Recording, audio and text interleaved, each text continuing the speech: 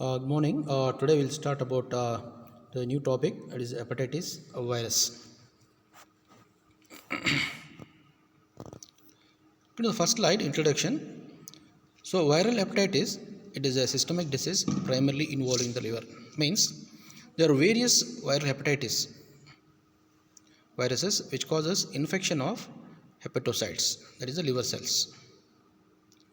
So these hepatitis viruses, they cause acute inflammation of hepatocytes resulting in clinical illness which varies from fever, nausea, vomiting and jaundice.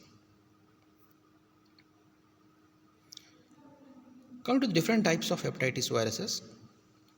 So as I earlier told you, there are different types of hepatitis viruses like hepatitis A virus, which is a self-limiting illness, and hepatitis B virus, C virus, D, E and G virus. Today we will discuss in this topic only about hepatitis B virus.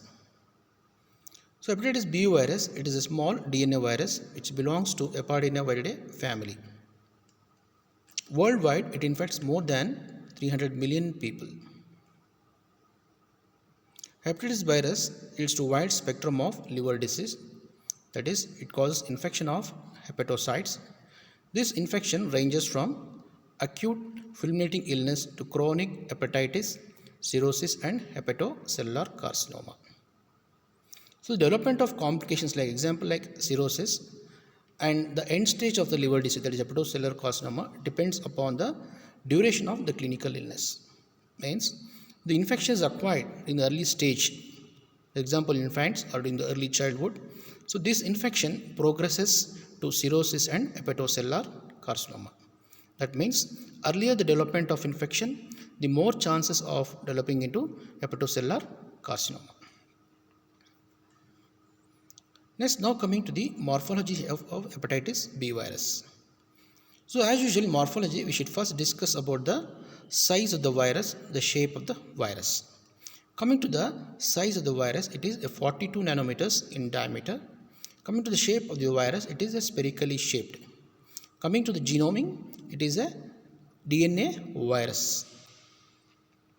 This DNA virus, it has two strands. It has two strands, that is it is called as partially double stranded and partially single stranded, which will be discussed in the next slide.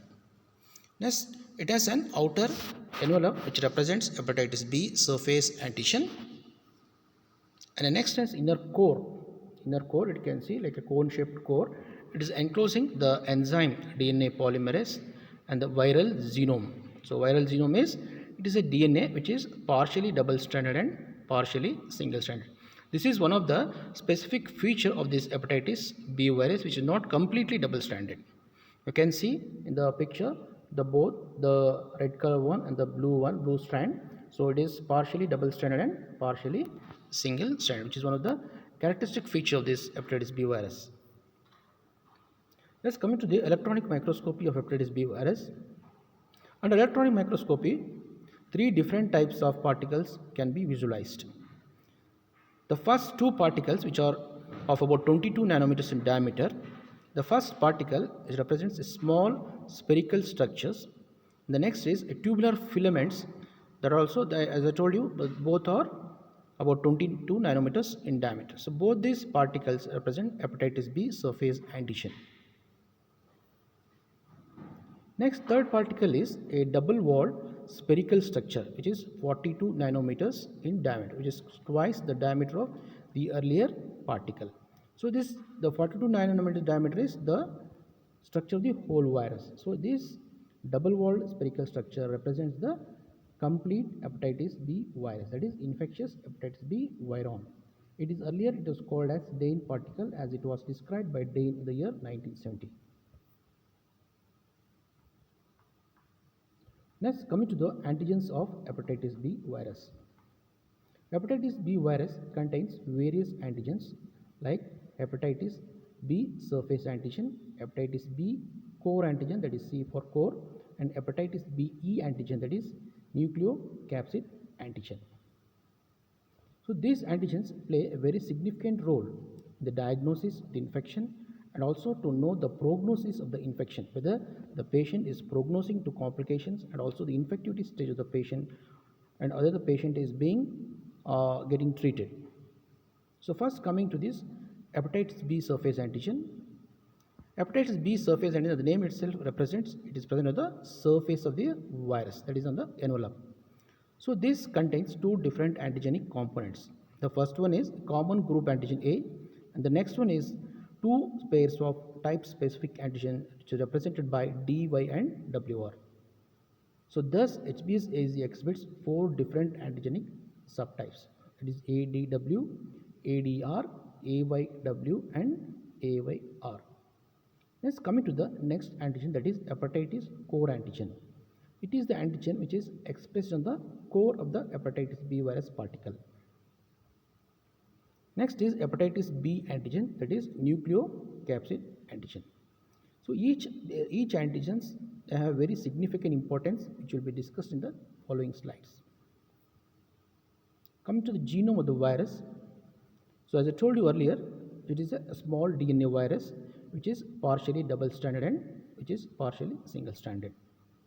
And along with the enzyme, along with this genome, so there is a presence of enzyme called as DNA polymerase. And this genome is composed of 4 genes. So what are the 4 genes? The first one is S gene. So this gene, as known as surface, it codes for hepatitis B surface antigen. It consists of 2 regions, that is one as the S region and 2 pre-S regions. So it results in the formation of M and L proteins, means the translation of the S region and pre-S region results in the formation of M and L protein.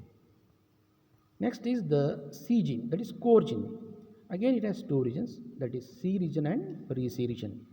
So translation of C and pre-C region results in the formation of hepatitis B core antigen and hepatitis B envelope antigen, that is HBeAg. Next is P gene. So P stands for the enzyme polymerase. So it codes for the enzyme DNA polymerase. Next, the last gene is the X gene. X gene means trans-activating effects. It codes for HBx antigen. It's called as trans-activating effects, which causes replication of the virus.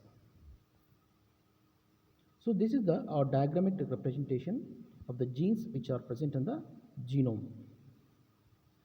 So you can see the pre-S1, pre-S2 and S region, and also C region and pre-C region, and also P, that is P region, which codes for the enzyme polymerase, and QRF, that is X gene, which codes for the trans-activating effects, which helps in the replication of the virus. You can see the genome here, it is partially single-stranded to the left side, and it is also partially double-stranded. So the partially double-stranded means over 75 to 80% of the genome it is double-stranded, whereas the remaining like 15 to 20% is about single-stranded. Let's come to the next slide. How does this virus gets transmitted to human beings? It is called as transmission of hepatitis B virus. This hepatitis B virus, it gets transmitted to various modes. So what are the different modes of transmission of the viruses? The first one is the parental mode. Next one is the sexual mode of transmission, that is unprotected sexual intercourse. And perinatal mode of transmission means transmission from the infected mother to the child. And next is congenital transmission or vertical mode transmission. So perinatal mode means the transmission during the delivery of the child. First coming to the parental mode. So this mode represents the transmission of virus by using unsterile injections. Nowadays it is very rarely seen. In case of drug addicts who use the same syringes, and also sharing of needles or toothbrushes or razors, and also in various diagnostic or therapeutic procedures, for example like endoscopy or colonoscopy, when the instruments they are not properly sterilized, and they are going to, when the instruments, the same instruments are used for the other diagnostic purposes in case of other people.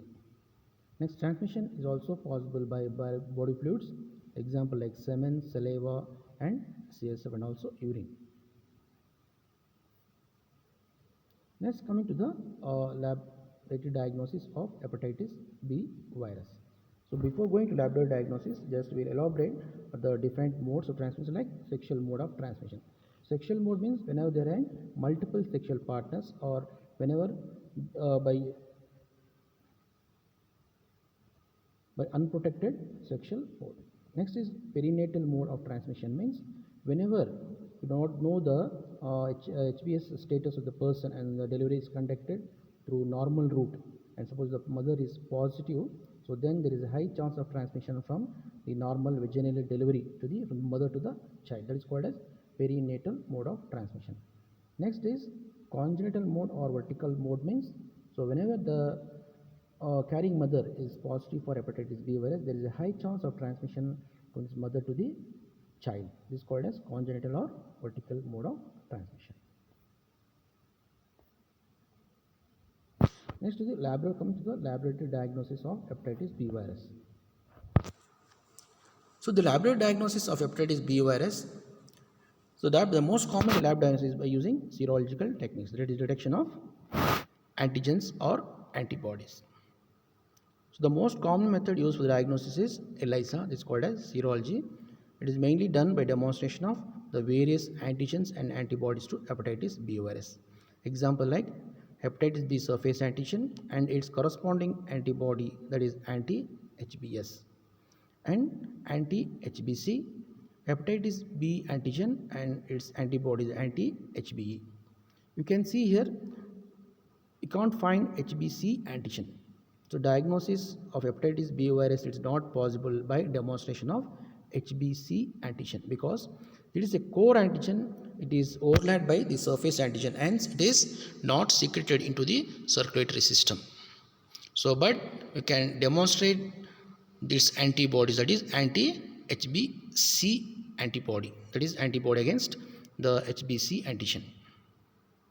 Next is by molecular methods, that is polymerase chain reaction. In spite of these various methods available, various antigens available for the diagnosis of hepatitis B virus, the most commonly used, the most widely used method is by demonstration of HBsAg, that is hepatitis B surface antigen, by a rapid diagnostic test that is called as HEPA-CART. So the term rapid means you can get the results within 15 to 20 minutes. But once this test is being positive by this rapid diagnostic test, you have to confirm it by ELISA method. So why this rapid test is most commonly used? Because it is a time saving procedure, because the test can be performed within 15 to 20 minutes. It can be done by any person, it don't require any kind of expertise. It can be even done in field in field surveys. Whereas the diagnosis by ELISA, it is a time consuming procedure. It requires minimum like 4 to 5 hours and requires expertise. And one more thing is require more number of samples. That is, pooling of samples is required to perform ELISA. You can't use a single sample. But in case of this HEPA-CART rapid diagnostic test, a single sample can be used. Hence, it is known as the most widely used method is by demonstration of HBsAg by a rapid diagnostic test called as HEPA-CART. For exam point of view, so this laboratory diagnosis of hepatitis B virus can be asked for 5 marks question.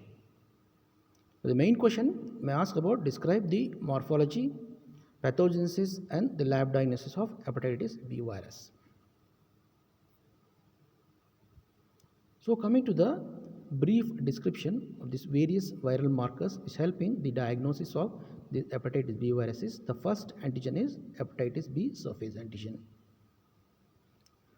This is the first antigen which appears in the blood soon after infection, that is within 1 to 2 weeks of infection, even before the elevation of liver enzymes like transaminase and other things. And next, one more typical feature of this is this antigen is this antigen will be persistent for a period of about 2 to 6 months. After 6 months, it should disappear. Suppose if it persists for more than 6 months, it indicates carrier state of the person, and there is a high chance of this person going to the complication, that is cirrhosis and the development of hepatocellular carcinoma.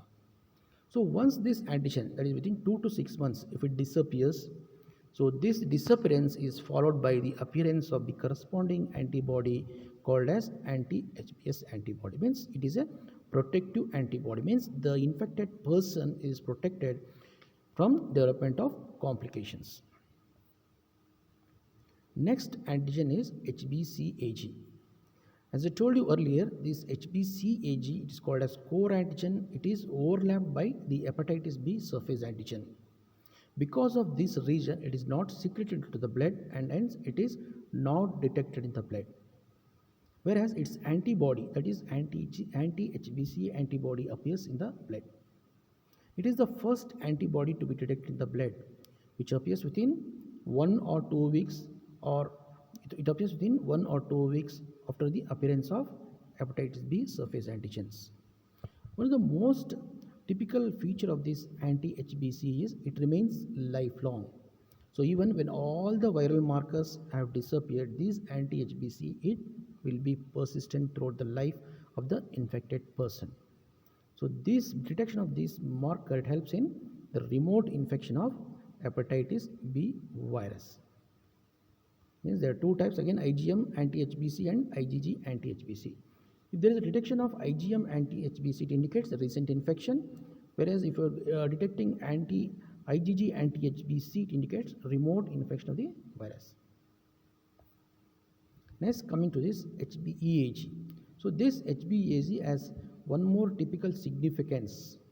So it appears along with HBsAg or soon afterwards, and this presence of HBeAg, it indicates active intrahepatic replication of the virus. Means the person is highly infective, means because the virus is undergoing active replication within the hepatocytes. So detection of HBeAg, it always implies the high infectivity of the person. Next is antibody appears, that is called as anti-HBc. It indicates low infectivity of the person. So this is the serological markers observed during acute hepatitis B infection. So whenever the question is asked about the lab diagnosis of hepatitis B virus, in short notes or main question, you should compulsorily draw this diagram. You can observe the first marker, there is a blue line, that is HBsAg. So it is disappearing within 6 months. So following this disappearance, so there is a red line which indicates the appearance of anti-HBs. So this anti-HBs is a protective antibody. Means once this anti-HBs appears, the infected person is protected from the development of the complications and also can't transmit the infections to other people. Next is HBe antigen. So it appears within 1 or 2 weeks after the appearance of HBeAg, and it disappears within 4 to 5 months. And followed the appearance of HBeAg, there will be appearance of anti-HBe antibody.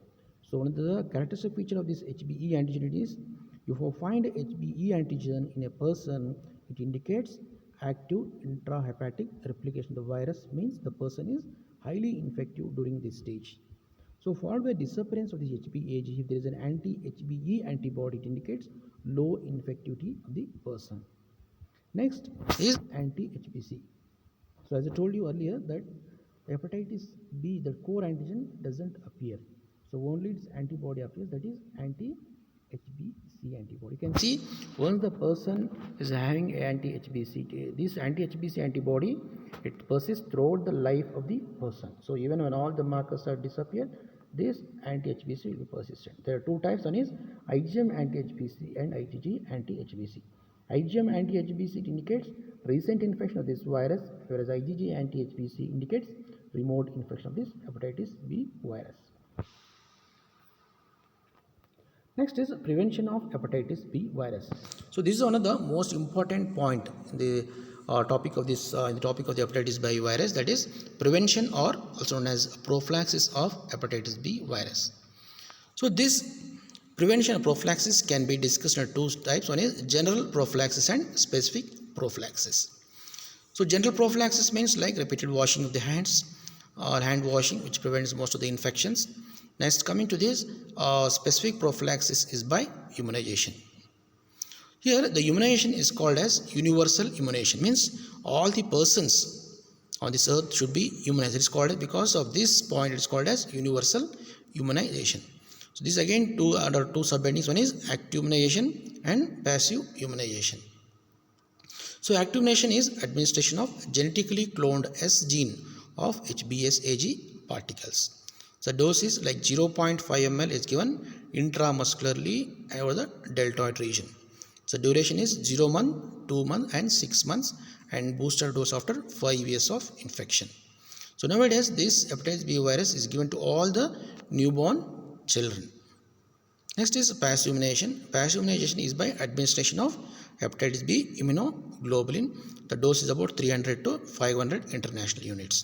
So this passive immunization is given to people who get infected, especially medical and paramedical persons when they are dealing with the patients, when they come in contact with the patient. If there is an accidental injury like needle stick injury, if you do not know the immune status of this patient, then you can go for this passive immunization, that is hepatitis B immunoglobulin.